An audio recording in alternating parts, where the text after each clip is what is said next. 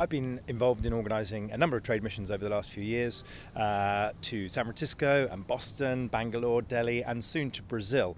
And they're a little bit different because they're privately organised, and although we unlock support from UK Trade and Investment and the Technology Strategy Board, they're entrepreneur led, and that means we take journalists with us, we take the companies themselves and a lot of partners and sponsors. So it's a really energetic week which is specifically designed with founders in mind, who tend to be on a mission. They tend to be quite high energy, quite low attention span. They want to have fun and meet each other, and they want to work their socks off.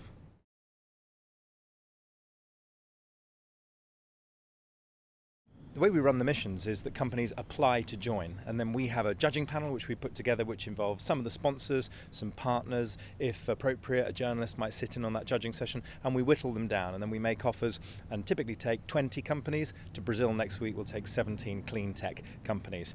So there's the application, and we also go out of our way to approach certain companies that we hope should apply or think should apply, and the Technology Strategy Board, one of our main funders, does that as well. And so very often they'll have had a funding relationship with one of the sponsors before, and they want to get to know them even better.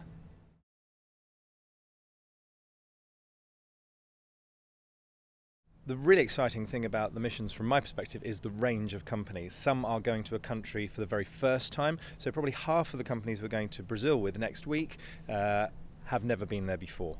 They're really testing the water, but they're doing it in the comfort of a group and knowing that on their own they couldn't open those doors, and yet as part of a group they've got a real chance, and these are much smaller companies. So quite a range from one-man band occasionally to up to probably 40 or 50 people, and also an age range as well, so from their late 20s right up to their 60s.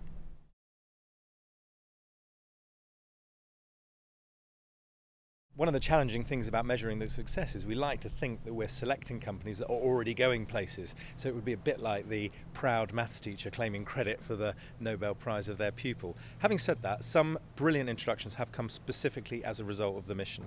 Huddle, a brilliant collaborative software company from Britain, came on the very first mission, and during the week they managed to meet LinkedIn, and they went on to become a global partner of LinkedIn, and that they attribute to being on web mission.